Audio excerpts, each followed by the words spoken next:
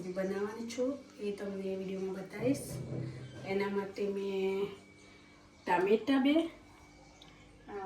ડુંગળી, લીલું લસણ, તજ, લવિંગ,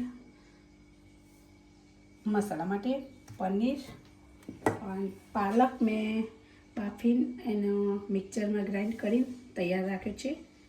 તો હવે ચાલુ કરીએ પાલક પનીરની રેસીપી।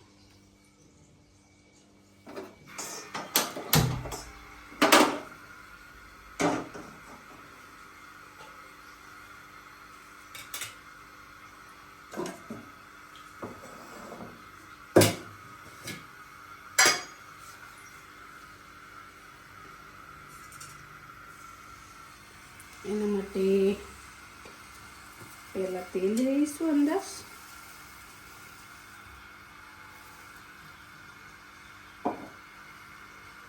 એક બે ત્રણ અને થોડુંક 3 તેલ લઈશું અંદર, એને ગરમ થવા દઈશું। ગરમ થઈ જાય તેલ એના પછી એમાં પહેલાં નાખીશું જીરું,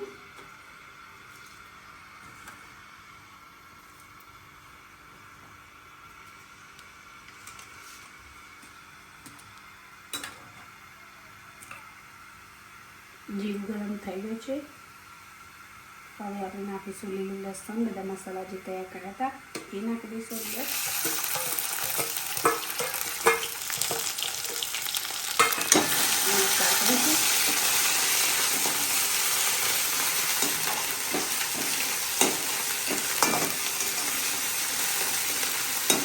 બધાને મિક્સ પાડી દઈશું।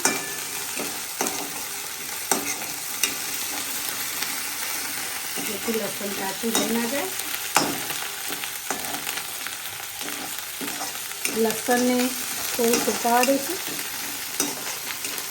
કેમ કે લસણ કાચું રહી જશે તો તેનો સ્વાદ બગડી જશે, સબ્જીનો સ્વાદ બગડી જશે। હવે લસણ થઈ ગયું છે આપણું। હવે ડુંગળી નાખી દઈશું અને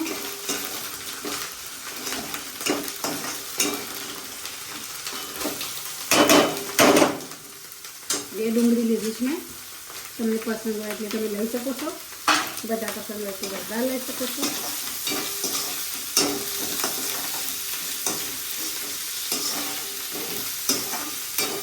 ડુંગળીને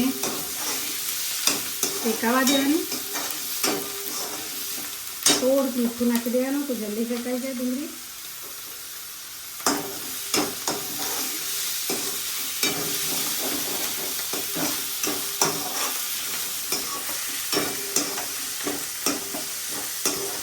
ગેસને મીડિયમ પર રાખવાનો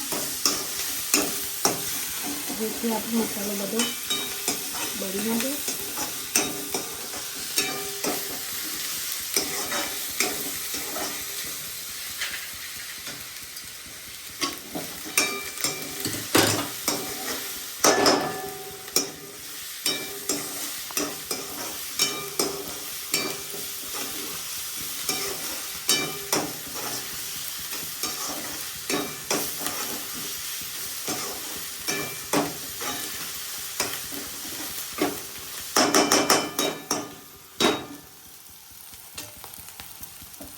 એને થોડી વાર થવા દેવાનું।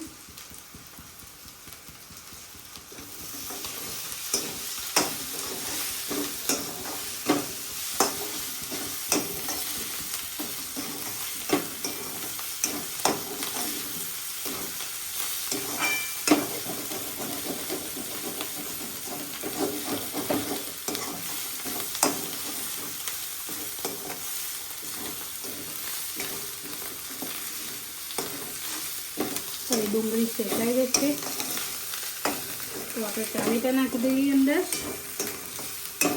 ડુંગળી થઈ ગઈ છે, હવે ટામેટા નાખી દેવાના।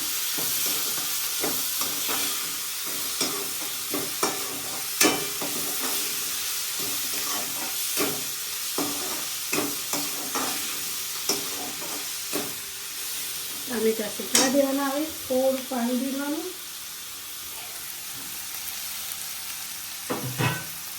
જેથી કરીને ટામેટાં ડુંગળી બંને સરસ ચડી જાય. મીડિયમ ગેસ ઉપર એને ખાવા દેવાનું.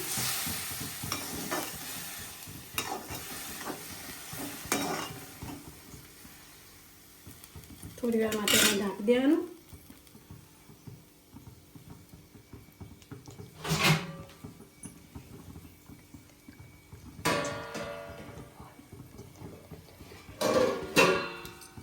એને 2-3 મિનિટ સુધી શેકાવા દેવાનું. 2-3 મિનિટ થઈ ગઈ. હવે દેખી લઈએ. ડુંગળી ટામેટાં ચડી ગયા છે આપણા. હવે એમાં મસાલો કરી દઈએ. મીઠું નાખી દઈશું અંદર થોડુંક. પહેલાં થોડુંક નાખ્યું હતું એટલે થોડુંક નાખીશું. જીરું નાખીશું અંદર. થોડી હળદર, લાલ મરચું. તમને વધારે તીખું પસંદ હોય તો વધારે નાખી શકો છો.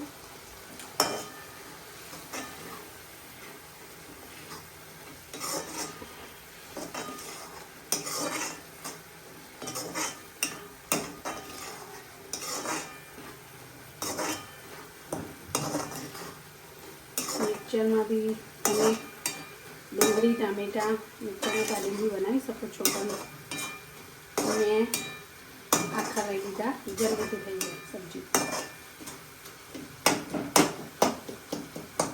બી સ્વાદિષ્ટ બને છે.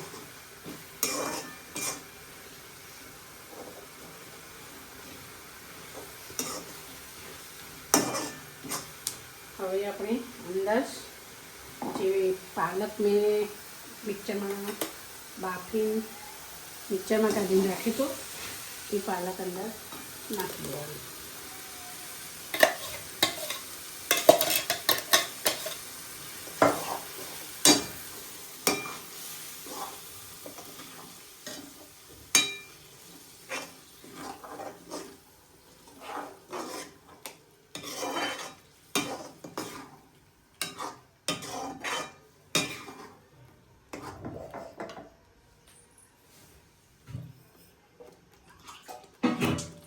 થોડુંક એમાં મિક્સરમાં આપણું જે ચોટી જેલું હોય અંદર બધું એ પાણીમાં લાવીને નાખી દેવાનું પાલક.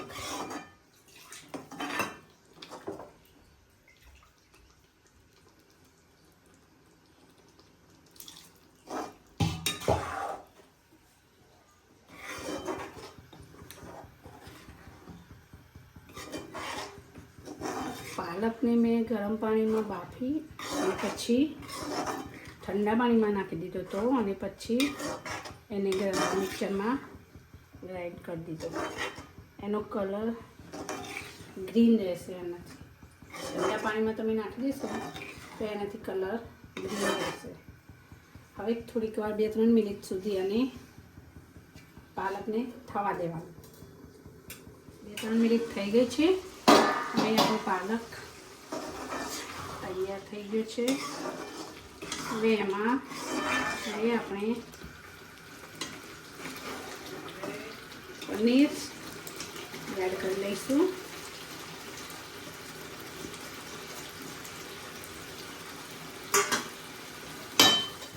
ગાઈસ 100 ગ્રામ પનીર મેં લીધું છે.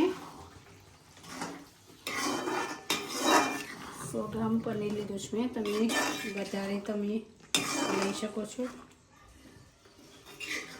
પાલક પનીર સબ્જી તૈયાર છે.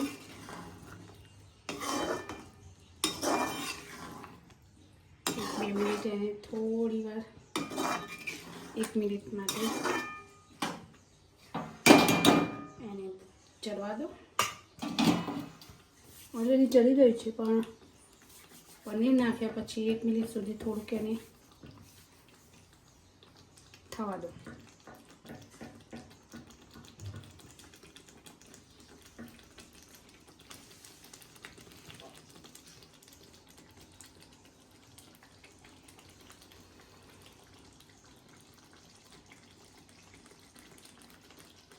તો ગાઈસ પાલક પનીરની સબ્જી તૈયાર થઈ ગઈ છે.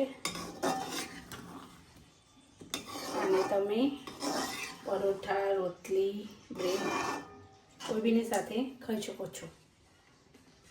તો તૈયાર છે palak paneer recipe. By. Video ગમ્યો હોય તો લાઈક કરજો, શેર કરજો, સબસ્ક્રાઈબ કરજો.